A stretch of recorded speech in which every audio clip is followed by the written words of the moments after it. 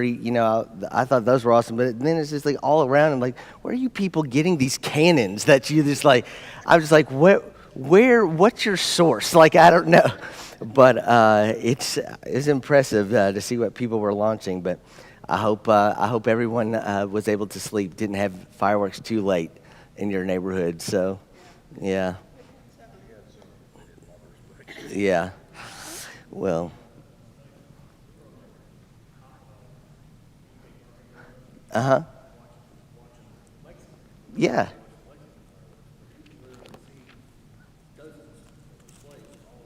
Yes.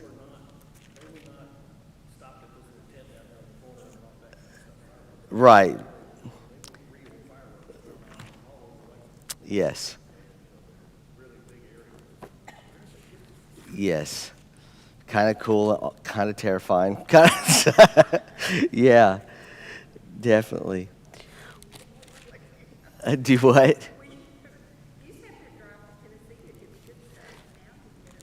Yeah, yeah. That was always the thing, right? Get across that Tennessee line and then get the high powered stuff. Yes. Well, well, thanks for being here on the 5th of July. So we're going to pick up where we left off last week. We had made our way through the letters. So at the beginning of Revelation, we see John writing to these 7 churches, and then we made our way through the message to Sardis, to Philadelphia, Laodicea, and that kind of got us to that centering vision that we already covered in chapters 4 and 5. So one of the things I just think I mentioned this, mentioning it this morning as well in the sermon series on Revelation, is that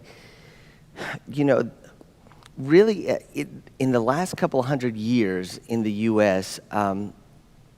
There's been this kind of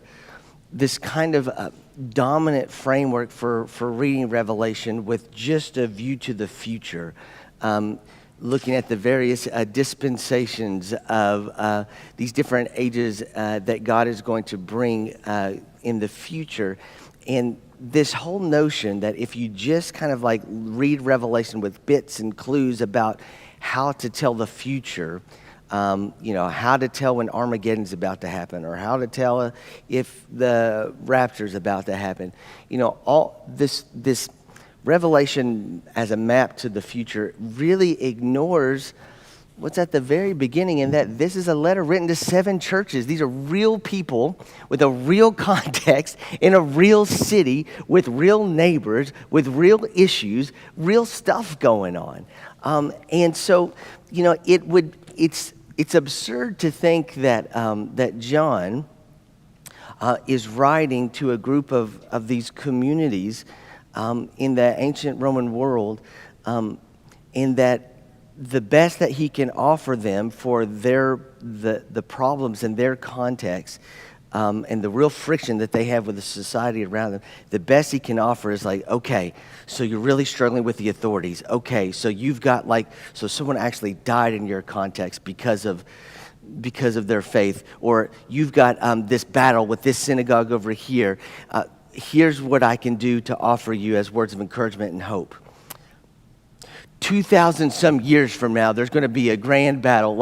It's like, well, that's not going to help. That means nothing to them. Like, what? Like, thanks, but no thanks? Like that, it wouldn't have got much traction, right? So I think it really helps kind of recalibrate the book of Revelation if we can see, why would this apocalyptic literature have mattered in the context of these 7 churches? And they're kind of representative of the early church. But why would this letter matter to them? What sort of hope would it give them?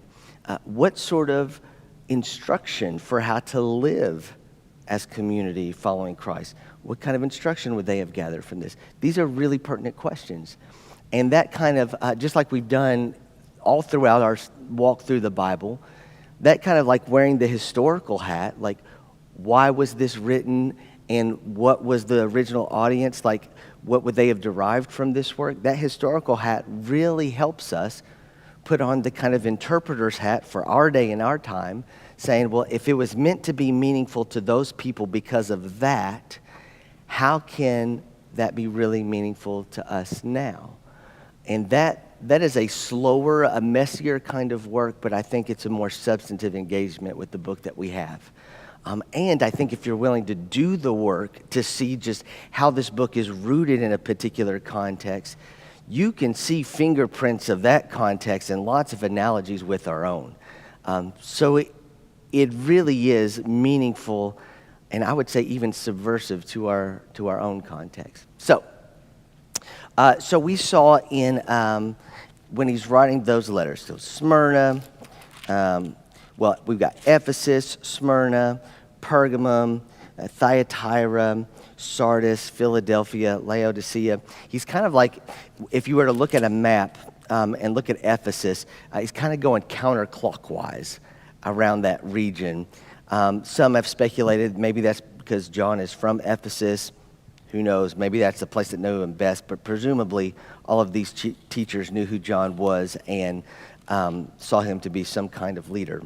But as we have seen already in Revelation, and we'll see, the number 7 actually matters a fair amount. It's a number of completeness. It's a number of significance, and will show up in different times. So it could be that these 7 churches are meant to be kind of a representation of the complete church, or the complete and whole audience of following Jesus. So, all right. Any comments or questions or curiosities before we kind of keep going in deeper into the book? What's up?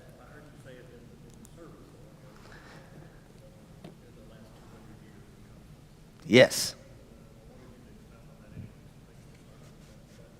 So are you saying that the concept of the rapture and so forth are within this last 200 years? Yes.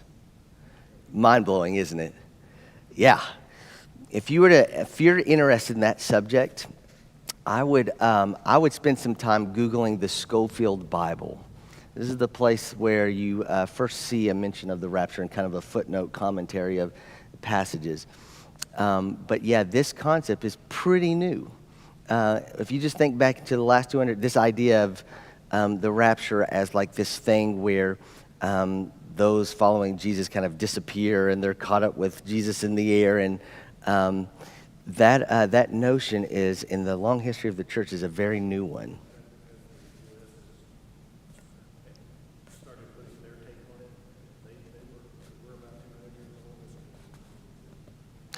Well, it's a good question. So there's a lot of influence from, like these Protestant churches that are coming from Europe, from England, Scots Presbyterian Church. So like a lot of these influences have made their way into the U.S. So it's not to say it's like a U.S. innovation, but a lot of those Protestant influences from Europe that are here, yes, they begin to take on unique shapes. Huh?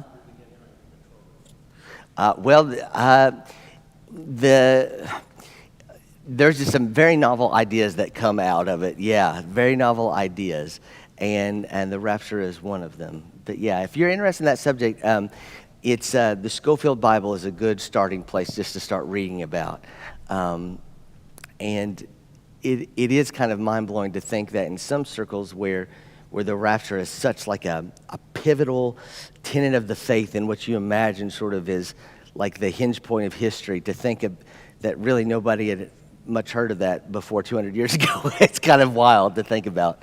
But stuff can gain a lot of power quickly. Yeah. Does anybody, just out of curiosity, this was a book that I learned about, but I don't have a living memory of it. The Late Great Planet Earth, is that a book that, yeah? Yeah, was that really pop? Like, do you have a memory of it being read, like people you knew, or? Oh, it was a movie? Yes.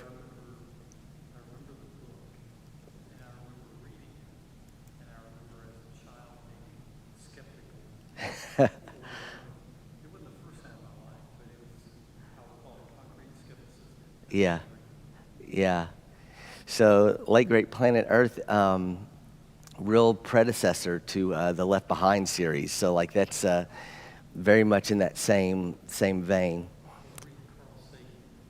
Oh, yes.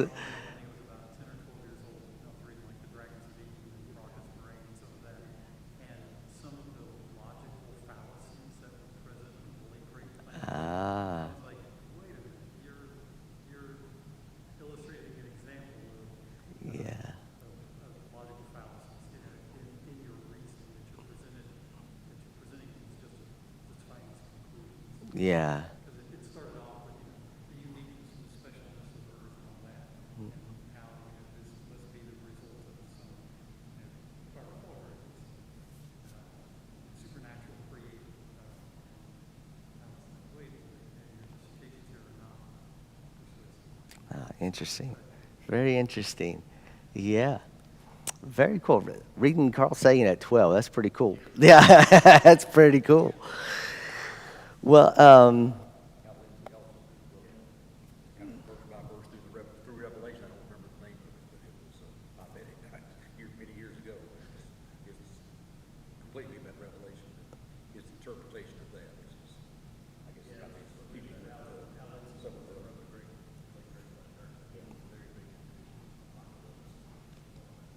gotcha. So, okay. So he actually has a verse by verse commentary on Revelation. Okay. I did not know that.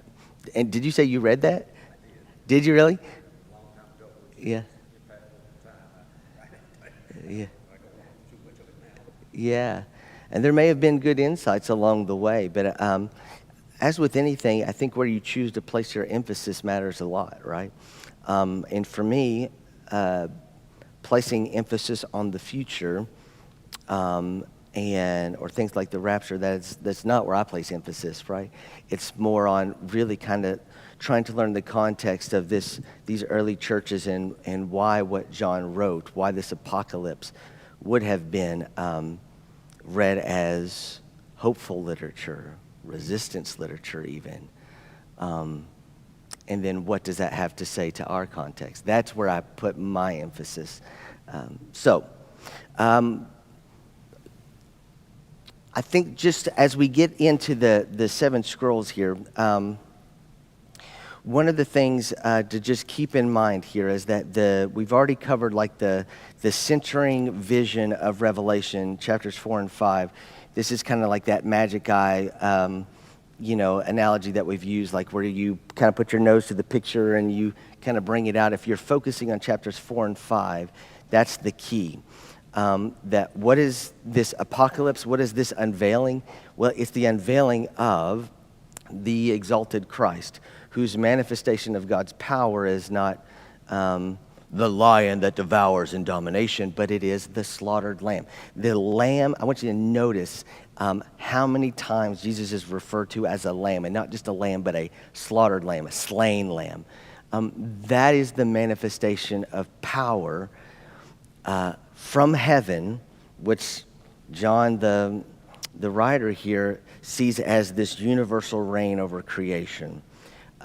So we see here the slaughtered lamb, the manifestations of God's power that reigns supreme over all other rulers. Okay. Now, so part of this apocalyptic literature, remember apocalypse just means unveiling. Part of what you are seeing unveiled is this kind of realm that's considered kind of in the present. We're kind of going about our days, but now you kind of have the curtains pulled back on heaven, and you can see right now in a different hidden dimension, you see the throne room of heaven where Christ is being praised, and the one on the throne, God, is being praised all throughout. Like there's a kind of spatial unveiling, right?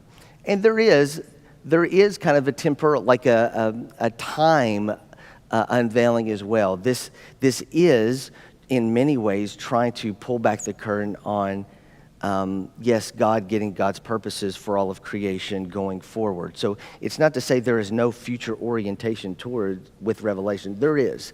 There's both. I'm seeing what's happening in heaven now, and I'm also seeing how God's purposes are going to unfold. But the question is, why is that meaningful for that first century audience? How is it meaningful for us? So, all right. Let's see. Let's go to chapter 6, shall we? All right. So, in that vision that John has, he sees the slain lamb come forward because no one else has been able to step forward to break the 7 seals of this scroll. So John, if you remember in chapter 5, just breaks down and weeps because no one is worthy to break the seals. And then finally a voice says, don't weep. there is someone, behold, the Lion of the tribe of Judah. You look, who's the lion? Well, it's the slain lamb. And so now the slain lamb comes forward, and with all of heaven singing. So if you look there at verse 11, verse 12, all of heaven is singing, worthy is the lamb that was slaughtered to receive power and wealth and wisdom and might and honor and glory and blessing. And then I heard every creature in heaven and on earth and under the earth and in the sea and all that is in them singing to the one seated on the throne and to the Lamb, to be blessing and honor and glory and might forever and ever. And the four living creatures said, Amen. And the elders fell down and worshiped. Okay, so you have this massive worship of the Lamb that's just kind of exploding because the scroll is about to be unsealed, and God's purposes, God's will is going to be unveiled here. So, by the Lamb. All right, now, we're going to see each of these seven seals broken and what they symbolize. Could someone start reading chapter 6, verse 1? Then I saw the Lamb open one of the seven seals, and I heard one of the four living creatures call out with the voice of thunder, Come. I looked, and there was a white horse. Its rider had a bow, a crown was given to him, and he came out conquering and to conquer. When he opened the second seal, I heard the second living creature call out, Come. And out came another horse, bright red. Its rider was permitted to take peace from the earth, so that people would slaughter one another, and he was given a great sword. When he opened the third seal, I heard the third living creature call out, Come. I looked, and there was a black horse. Its rider held a pair of scales in his hand, and I heard what seemed to be a voice in the midst of the four living creatures saying, A quart of wheat for a day's pay, 3 quarts of barley for a day's pay, but do not damage the olive oil and the wine. When he opened the fourth seal, I heard the voice of the fourth living creature call out, Come. I looked, and there was a pale green horse.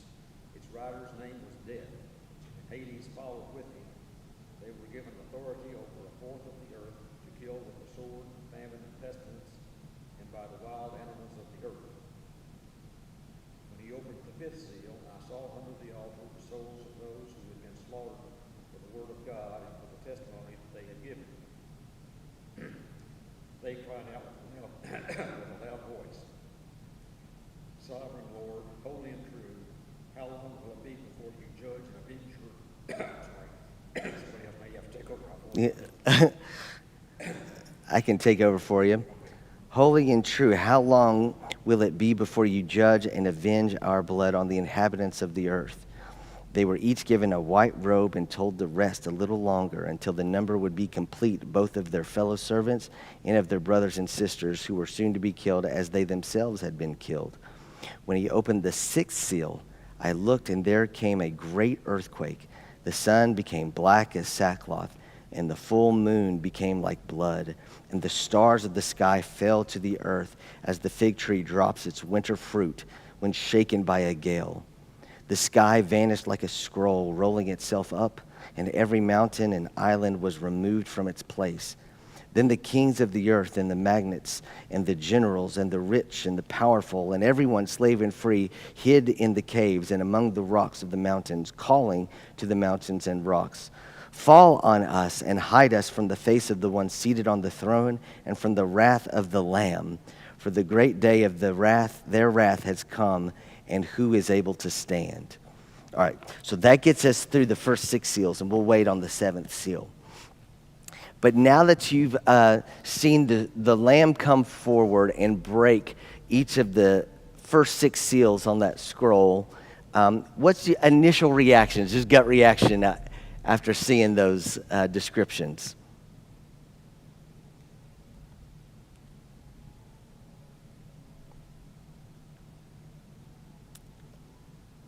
Interesting stuff, right? A lot of death. I don't know, I noticed a lot of death, a lot of misery.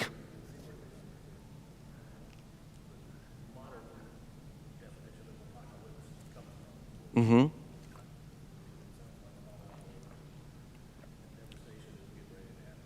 Yeah. So you can definitely see, so if you think of apocalypse as like, you know, destruction on a mass scale or something, like you can see where this gets associated, that imagery. Yeah. Well, one of the first things I think it's important to point out here is that one of the things that John sees himself as is a prophet, right? And so you really do have to think about, well, what is the vocation of the prophet, kind of even going back deep into the Hebrew Scriptures.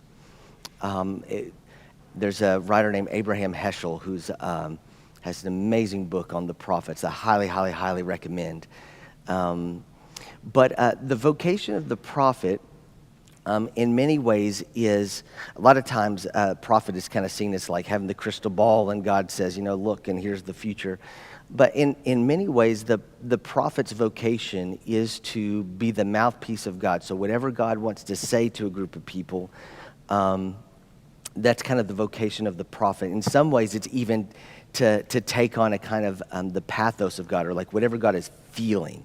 And you can see that in some of the prophets in the Hebrew Scriptures, that they take on a kind of just the way that they dress, or the way if they tear their robes and put on sackcloth, or if they go and like iron themselves up in a prison or something like this. All of this is meant to convey sort of a divine feeling inside along with the message. But in many ways, the prophets, they are communicating an interpretation of what's going on around them, right? It's almost like an interpretation of history. That's a part of the prophetic vocation.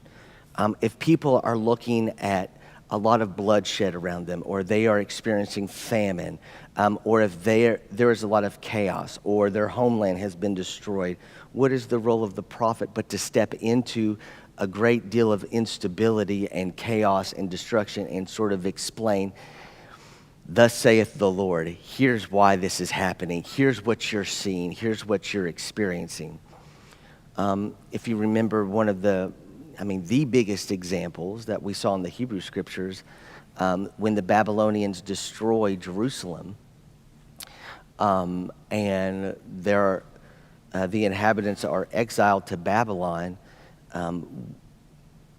what you see the Hebrew Scriptures wrestling with, and particularly the prophets at the time, like Jeremiah, who's warning for this, they are trying to explain this is why this is happening, because the questions are, how could God let this be, right?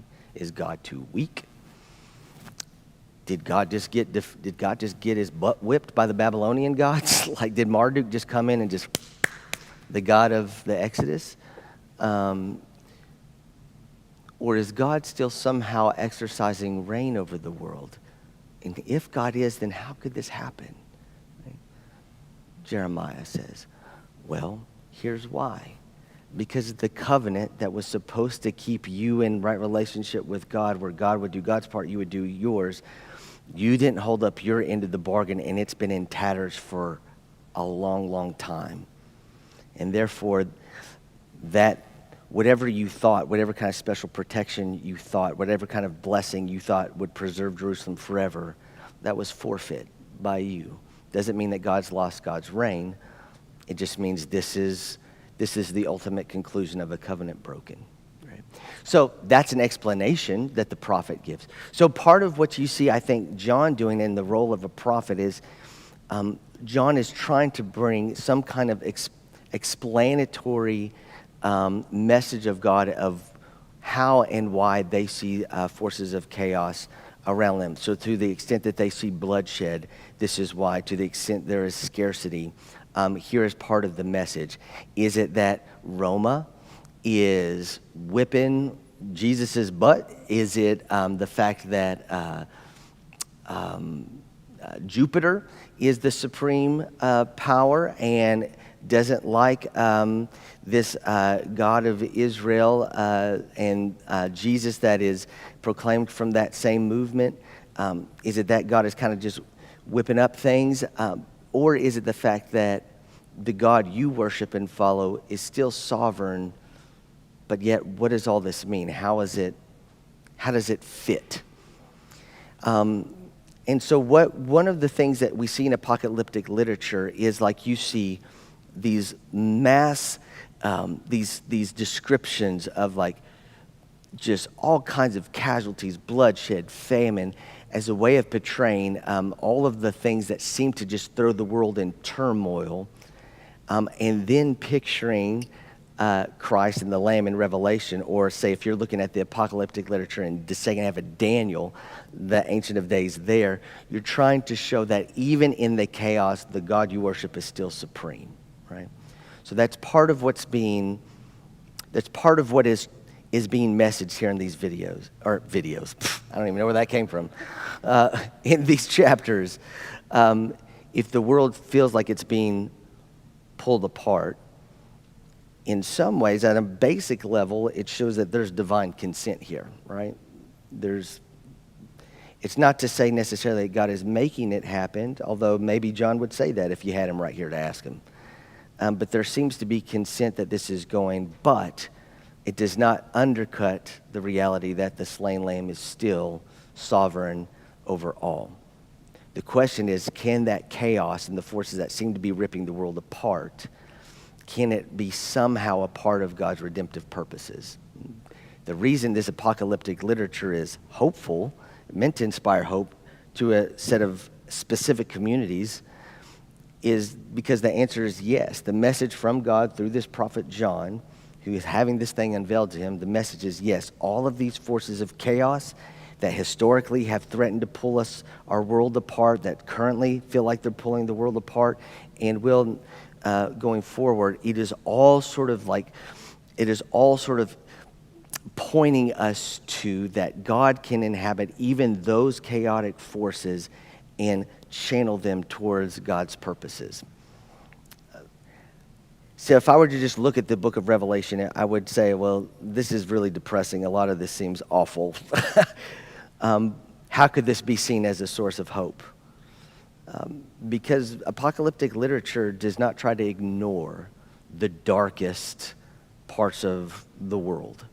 It tries to stare it straight in the face and acknowledge it, describe it metaphorically in all of its worst and vivid ways, with an imagination on fire, and describe it and say, still with some like prophetic conviction, Christ still reigns over it all. And even this can be made right.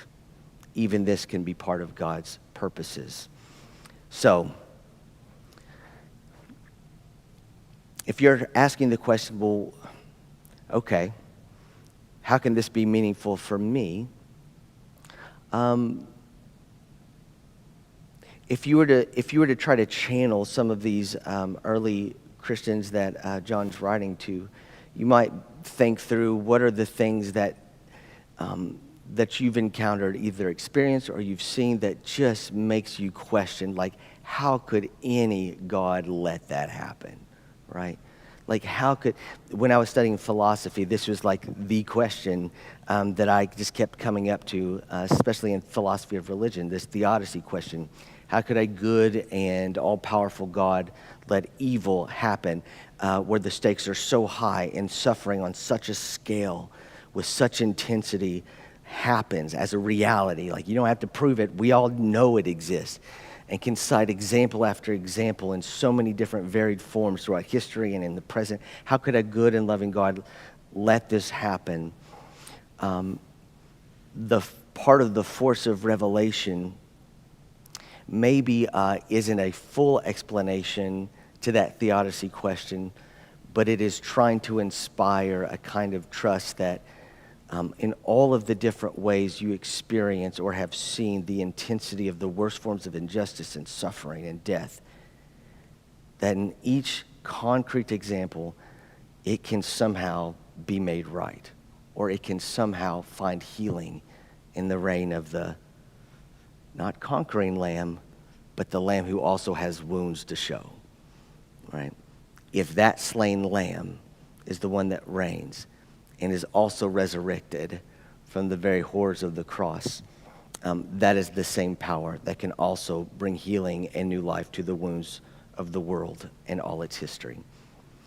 So that's part of how apocalyptic literature is meant to inspire hope. And so we can get into nitty-gritties of some of these details about, well, what could this mean, and this, the pale rider and whatnot.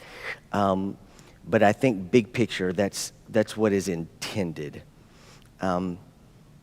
Any comments or questions about just that kind of big picture?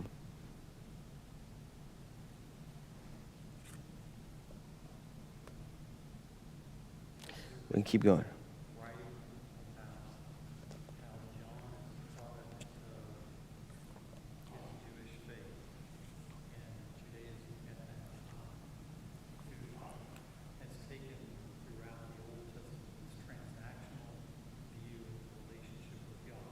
Mm-hmm. If you're good and you obey the law and you get good things, if you're bad, and despite examples like David and Josiah being at odds with exactly this logic, Mm-hmm. if you're bad, then bad things happen to you. Mm-hmm. And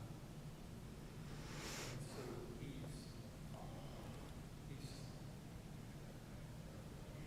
saying, hey, there's all this death, famine, destruction that may come Mm-hmm. in the person that you experience it. But ultimately it's because of some failing of the end.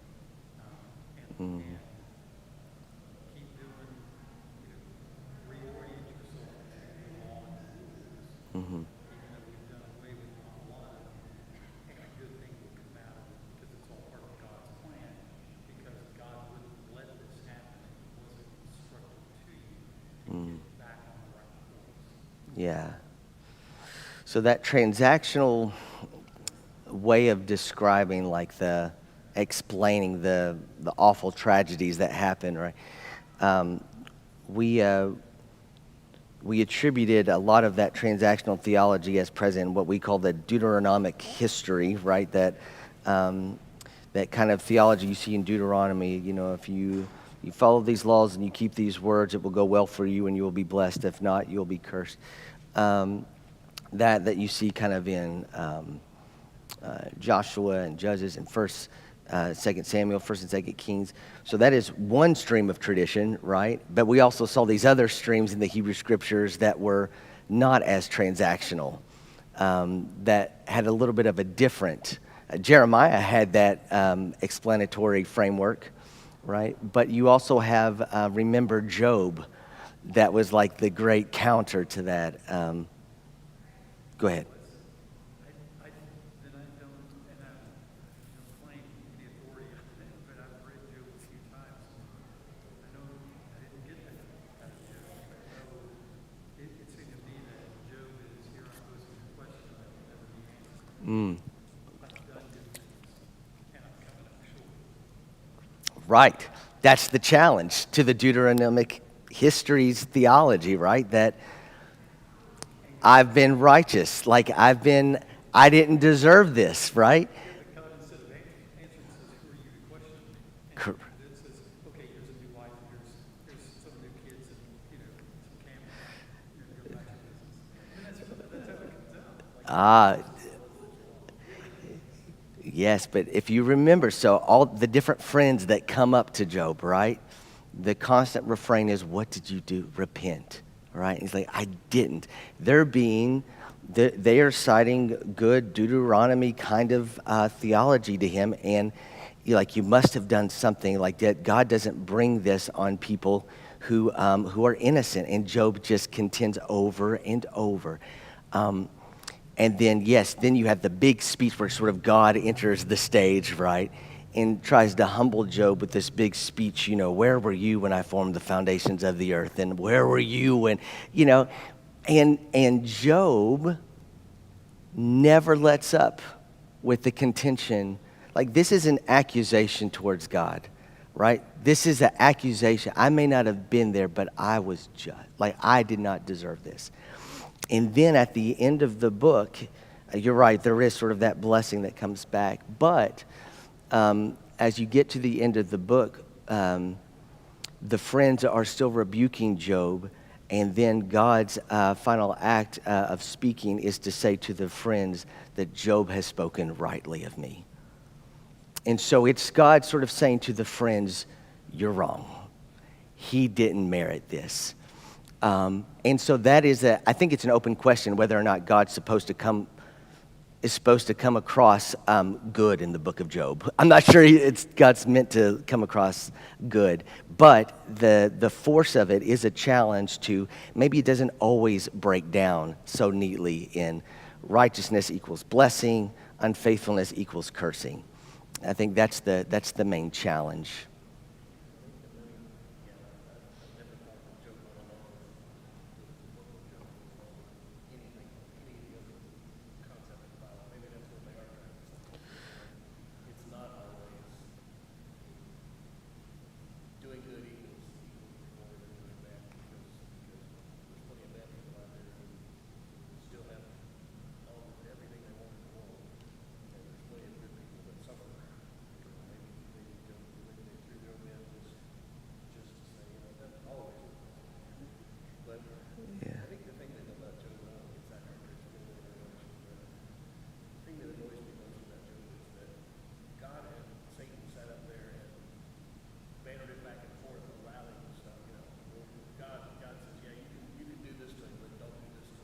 Mm-hmm. Yeah. Job's life and family are just part of a bet. Yeah. Yeah, which is why I think it's an open question whether or not God is meant to come across looking good in this book. But we're getting. And I think that Job has a lot of application here from Revelation. Because the idea is this is all part of God's plan. Mm-hmm. This suffering is all part of God's plan. It's going to turn out well. Mm-hmm. Then it kind of begs the question, okay, well, what's the plan? Yes, what is the plan? Yes. No. No, Job does not answer it. No, it is a challenge to this neat transactional theology, yeah. And I don't get Revelation, okay, but I'm thinking, all right, if God is this sovereign, Mm-hmm. and has the capacity to allow, it's like if a parent allowed the neighbor to beat the child, Mm-hmm. and the parent says, I could intercede here and stop it, but I'm not going to, because this is going to teach this kid a lesson. Mm-hmm. How would we judge it Mm-hmm. from a moral standpoint? Mm-hmm. I don't think they're in favor. I'm wondering why we use a different evaluative tool Yes. when it's the person who's supposed to be, or the entity that's supposed to be an expression of love. Yeah. That doesn't make sense. Yes. Well, so without giving a pat attempt at an answer, I really just want to put the finger on that deep question, that wrestling, that just desperate for some kind of meaning to that. Like, how could all of this how could God let this be? Or like, what's the grand goal here? Even if God sort of lets a lot of this happen and God gets what God's wants in the end, can we still let God by letting this happen? Like, is it worth it? Like, all of these questions, I just think it's really important to notice. It is a question that is alive in every single iteration along this journey, right? With people, with God going back in the Hebrew Scriptures in very early texts and making their way all the way through to this late first century text. Because one thing that's in the not too distant history of when these folks are getting these letters from John is you have the city of Jerusalem in 70 AD that is destroyed by the Romans, right? There's a lot of bloodshed there. There's great war that happens there. And that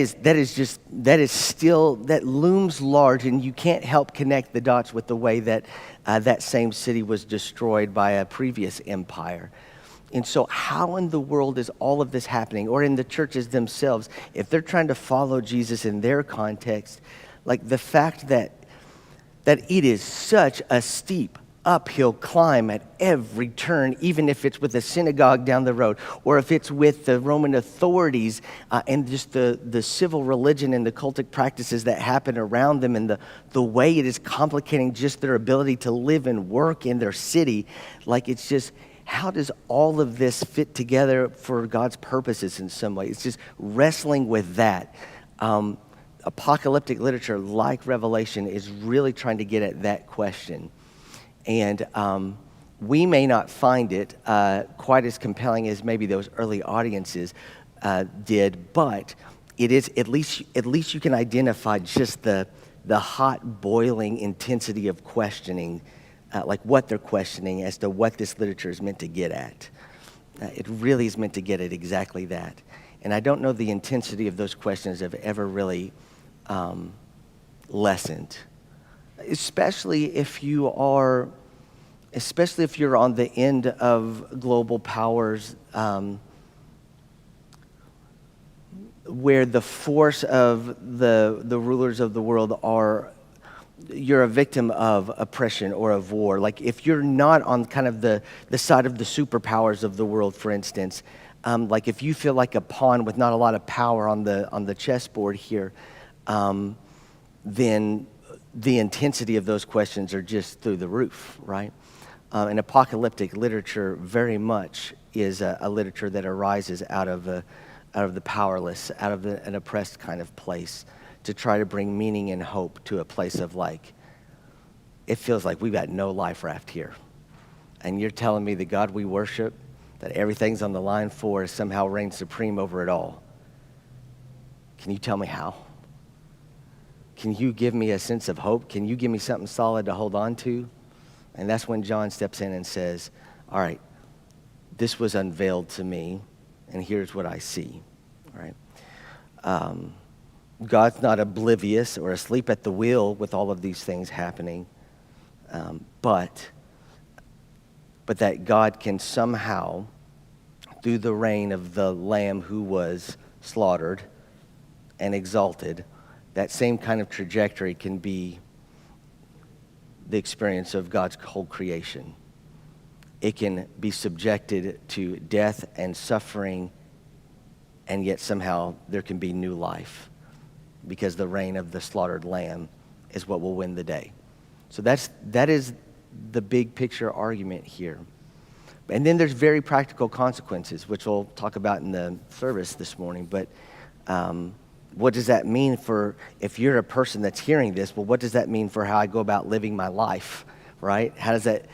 What does that mean for how we exist as a church? And our relationships with family members and neighbors are getting more and more strained because we do not participate in sort of the civil religion of Caesar and Roma. And we're seen as kind of a threat to the stability. We're not seen as patriots. We're seen as threats to the blessing of the empire and the order of it. Like, how do we take this vision and actually live in our day-to-day lives where the friction is intensifying? And part of the answer is going to be, well, how did the Lamb deal with that friction? And that's how they are instructed to live with that friction. But then let me just, maybe we can end here. This is the seventh seal, so I'm going to read this, and because this is kind of a climactic moment here when the seventh and final seal is broken on this scroll. After this, I'm in chapter 7, verse 1. By the way, let me just point this out. In that sixth seal, who is it that looks like, when it seems like all of the cosmic bodies are like are completely like transforming? The sun becomes black as sackcloth, the full moon became like blood, the stars fell to the earth, like all, I mean, your cosmic scale like is like this kind of classic apocalyptic imagery here. Whose reaction do you see vividly? You see, verse 15, then the kings of the earth and the magnates and the generals and the rich and the powerful and everyone, slave and free. There's a totality of people who are seeing the Lamb for the status, the reign that this Lamb truly has, that suddenly it's unveiled to them. Here's who's really in charge. And the emphasis being placed there on the kings of the earth and the magnates and the generals and the rich and the powerful. Like it's those rulers of the earth that finally see that, oh, we are actually like subordinate to like this ultimate sovereign. And that is a theme that's right there in chapter 1, right?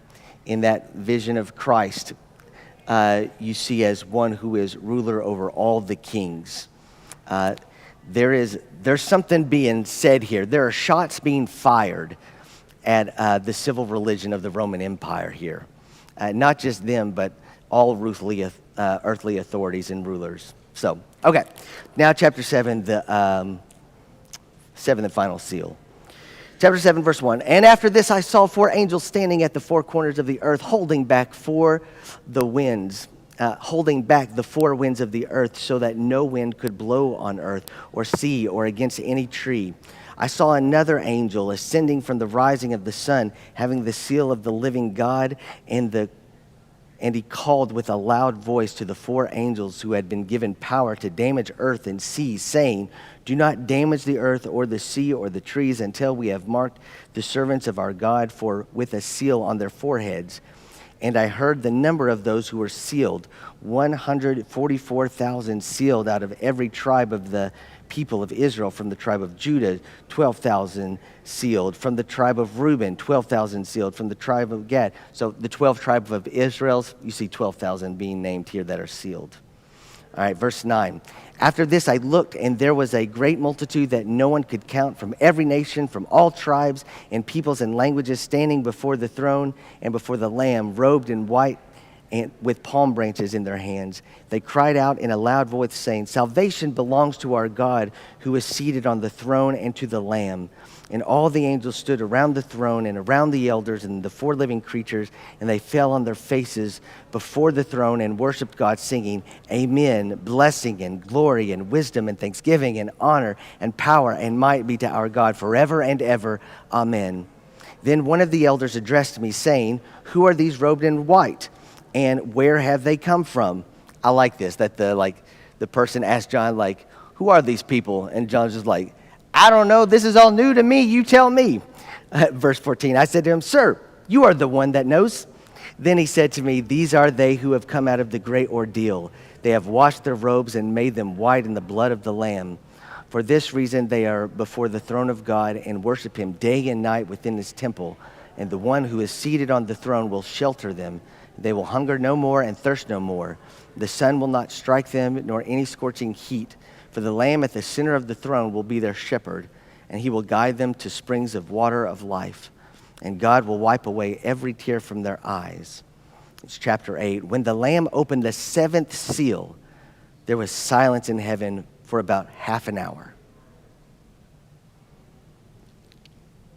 That's kind of, if you can imagine like the sound, like if this is a movie, like the soundtrack of Revelation so far is like you've got like this cosmic chorus of people praising God constantly.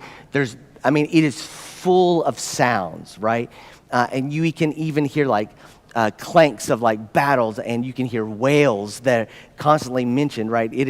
But there's like this heavenly praise in the background. There's all this like full sound, and then all of a sudden, quiet. As the 7th seal is broken. It's this very climactic moment. Verse 2, and I saw the 7 angels who stand before God, and 7 trumpets were given to them. Another angel with a golden censer came and stood at the altar. He was given a great quantity of incense to offer with the prayers of all the saints on the golden altar that is before the throne. And the smoke of the incense and the prayers of the saints rose before God from the hand of the angel. Then the angel took the censer and filled it with fire from the altar and threw it on the earth. And there were peals of thunder and rumblings and flashes of lightning and an earthquake. Stop there, and we'll pick up there next week. But what you're seeing in the 7th seal being broken here is still this It is the opening up of a future that God has not lost control of, but that God still receiving the prayers of God's children, God still even being in the presence of those who have been slaughtered. You could see those who lost their lives in oppressive context, that still in the presence of all of this, God is still able to achieve what's written in the scroll, God's purpose for creation. And that's what's about to come forth. So anyway, so we'll end there. And come back next week with all kinds of questions, even about any specifics that you see there. But remember, the overall message here is everything that you see that seems like evidence that God's completely lost the plot, lost the reins over history. The whole thing is like, no, God can still achieve God's purposes for the world. So, all right, thank you all very much.